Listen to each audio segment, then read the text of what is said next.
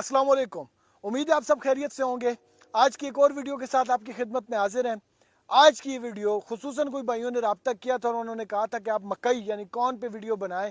तो आज की वीडियो आपको कॉर्न फार्मिंग, मकई की फार्मिंग से मुतालिक बुनियादी मालूमात और यहाँ पे जो मकई के मामलात हैं वो किस तरह से होते हैं उसके बारे में है। तो जैसा कि आप देख सकते हैं मेरे पीछे कॉर्न की फसल लगी है। ये जो कॉर्न है, दो तरह की कॉर्न्स होते हैं, दो तरह की मकई काश्त की जाती है। एक वो है जो सिर्फ घास के तौर पर इस्तेमाल की जाती है, जानवरों के घास के तौर पर, और ये जो मकई है ये वो वाली है। लेकिन इसमें भी छलियां होती हैं, इसका भी कॉर्न होता है। लेकिन यहाँ पे इसका तरीक़ेकार ये है कि जब ये तैयार हो जाती है तो यहाँ पे बड़े हार्वेस्टर आते हैं और वो इसको ज़मीन से ही यानी यहाँ फील्ड से ही इसको वो काटते हैं और इसको छोटे छोटे पीसेस में करके टोका बना के ट्रक्स में कन्वर्ट भेज देते हैं और फिर ट्रक आगे जाके डेयरी फार्मर्स के पास जाते हैं और वहाँ पे वो स्टोर हो जाता है। टोका स्टोर कर देते हैं। इंशाल्लाह जब डेयरी फार्मिंग पे हम वीडियो बनाएंगे तो हम आपको दिखाएंगे कि किस तरीके से वो स्टोर करते हैं और पूरा साल जब उनके पास घास नहीं होता तो वो किस तरीके से उसको इस्तेमाल करते हैं। दूसरी जो मकई है, जैसे हमारे यहाँ पाकिस्तान में इस्तेमाल होती है कि हम मकई की फसल अलहदा से लेते हैं बीज, और ये जो टांडे पीछे बचते हैं इसको हम कन्वर्ट कर देते हैं टोके में। तो अमेरिका में 9 करोड़ 60 लाख एकड़ ज़मीन मुख्तस की गई है कॉर्न फार्मिंग के लिए, जिसमें सबसे ज़्यादा कॉर्न फार्मिंग आयोवा, इलिनॉइस यानी सेंट्रल जो स्टेट्स हैं, नेब्रास्का वगैरह, वहाँ पर सबसे ज़्यादा होती है। दुनिया में सबसे ज़्यादा जो कॉर्न की प्रोडक्शन है वो अमेरिका में होती है। तो कैलिफोर्निया के अंदर जो यहाँ पे लगाया जाता है, ज़्यादातर जो कॉर्न काश्त होता है वो घास के लिए इस्तेमाल किया जाता है। तो आज हम आपको कॉर्न की बेसिक्स के बारे में कुछ बताएंगे। मकई का जो सीज़न है इसका आगाज़ होता है अप्रैल के आखिरी हफ्ते से लेकर मई के पहले हफ्तों में। आप इसको काश्त कर सकते हैं। काश्त करते वक्त आपने चंद चीज़ों का ध्यान रखना है और उनमें ये कि सबसे पहले तो आपने ज़मीन तैयार करनी है। अगर आप अच्छा फसल चाहते हैं तो ज़मीन सबसे पहली चीज़ है। आपने ज़मीन तैयार करनी है। ज़मीन तैयार करने के बाद पाकिस्तान में एक नया ट्रेंड इंट्रोड्यूस हुआ है जो बेड फार्मिंग है, जो बेड बनाए जाते हैं। अगर आप उस सिनेरियो में इसको करें तो सबसे बेस्ट है। और अगर आप इसी तरीके से काश्त करें जैसे ही आपको नज़र आ रही है, और फ्लड फार्मिंग आप फ्लड इरिगेशन सिस्टम के थ्रू आप इसको पानी देना चाहते हैं और बेहतर है। तो जो बेड का सिस्टम है इंशाल्लाह मैं उस पर वीडियो बनाऊंगा, और बेड पे जो क्रॉप के फ़ायदे हैं वो भी इंशाल्लाह आपको बताएंगे। आज हम सिर्फ यहीं तक महदूद रहते हैं। आपने जब बीज लगाना है तो आपने इस बात का ख्याल रखना है कि ज़मीन के अंदर बीज 1 इंच से 3 इंच ज़मीन के अंदर जाए। उसके बाद एक बीज से दूसरे बीज का जो फासला है वो 6 से 8 इंच हो, और एक रो से, एक लाइन से दूसरी लाइन का जो फासला है वो एटलीस्ट 1.5 फीट हो कम अज कम। ये आप देख सकते हैं यहाँ पे इनका एक पौधे से दूसरे पौधे का जो फासला है तकरीबन 6 इंच है एवरेज, और एक लाइन से दूसरी लाइन का फासला जो है तकरीबन 2 फीट है। तो आपने इतने फासले पर इस कॉर्न को लगाना है। लगाने के बाद जब तक कि इसके 4 पत्ते ना निकल आए तब तक आपने इसको हल्का नाइट्रोजन इसको देनी है। नाइट्रोजन इसकी जान है। तो आपने जो खाद इस्तेमाल करनी है, मैं आपको बताता हूँ तफसील से खाद के बारे में, लेकिन जब तक ये 4 इसके वो पत्ते ना निकल आए तब तक उस स्टेज तक आपने इंतज़ार करना और इसको high dose heavy dose nitrogen खाद नहीं देनी। जब इसके 4 पत्ते निकल आए, अमूमन 2 हफ्ते के अंदर वो आ जाते हैं, तो उसके बाद आप इसको हैवी नाइट्रोजन खाद दे सकते हैं। जो इसका खाद का जो है मैं प्रेफर करूंगा आप लोगों को कि आप ऑर्गेनिक खाद की तरफ आए।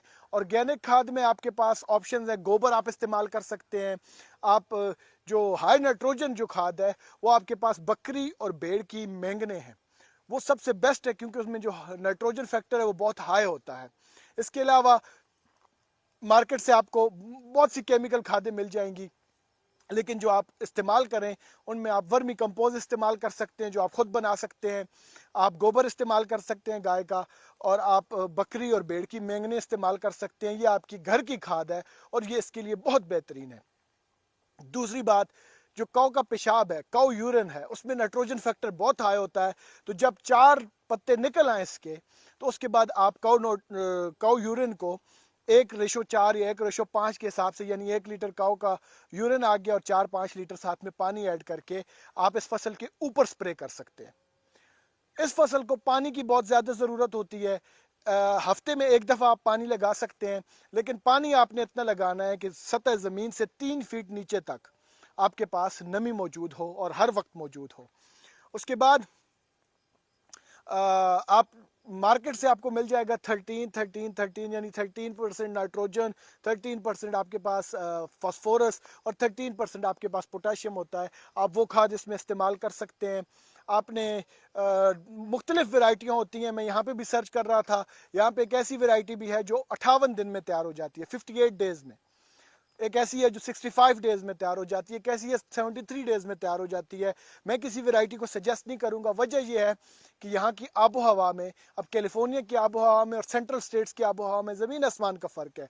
تو میں دیکھ رہا تھا انڈیا کے پنجاب میں، پاکستان کے پنجاب میں مختلف ورائٹیز ہیں، تو آپ کے جو ماحول کے مطابق ہو، آپ زرعی ماہرین سے آپ اس کے بارے میں معلومات لے سکتے ہیں، آپ وہ لگائیں۔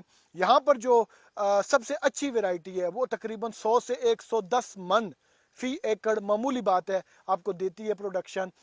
پاکستان میں اگر آپ کے پاس 50 سے 60 من فی ایکڑ کے حساب سے آپ کو مل رہا ہے، پروڈکشن مل رہی ہے، تو بہت بہترین ہے۔ آپ جو آپ کے ماحول کے مطابق بیچ ہو آپ وہ لگائیں۔ میں کوئی بیچ ریکمینڈ یا سجیسٹ نہیں کروں گا، وجہ یہ ہے کہ عین ممکن ہے کہ آپ وہ والے بیچ وہاں پہ کاشت کریں پاکستان میں، تو آپ کو ایسے چیلنجز کا سامنا کرنا پڑے جو آپ نے کبھی نہ دیکھے ہو سکتا ہے اس پہ کوئی ایسی بیماری آئے جس کے بارے میں آپ کو نہ پتا ہو، یا آپ کے پاس اس سے ڈیل کرنے کے لیے اسپرے نہ ہو، کیمیکل وغیرہ اویلیبل نہ ہو۔ تو بہتر یہ ہے کہ جو آپ کے ماحول میں آلریڈی موجود ہے آپ اس کو استعمال کریں اور اس کو بہتر سے بہترین کی طرف لے کے جائیں۔ 50 من سے 60 من فی ایکڑ اگر آپ کی پروڈکشن ہو رہی ہے بہت بہترین ہے۔ اس کے علاوہ اس میں جو نارملی 4 ہفتوں سے لے کر 6 ہفتوں تک یہ میچور ہو جاتا ہے کون کا جو فصل ہے، اور تقریباً 95 سے 100 دن میں تیار ہو جاتا ہے، جو پاکستان میں ورائٹی اور انڈیا میں لگتی ہے 95 سے 100 دن میں تیار ہو جاتا ہے۔ اس میں سب سے جو مین چیز ہے وہ ہے پانی، اور پانی کا خیال رکھنے کے لیے اگر آپ کے پاس پانی وافر مقدار میں موجود ہے زمین میں تو آپ اس کو استعمال کریں، لیکن فلڈ اریگیشن میں یہ ہوتا ہے کہ ہم پانی کا بہت زیادہ ضیاع کر دیتے ہیں۔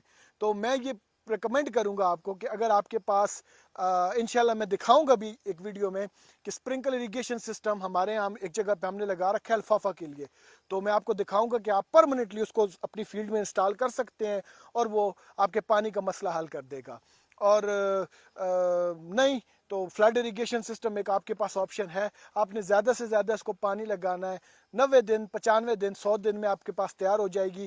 میں ہائیلی ریکمینڈ کروں گا آپ کے لیے کون، وجہ یہ ہے کہ پاکستان میں ہمارے یہاں ہمارے بڑے جو تھے وہ گندم کا آٹا، اور جب گندم نہیں ہوتی تھی تو وہ مکئی کے آٹے کو بھی گندم کے آٹے کے طور پر ریپلیس کر دیتے تھے۔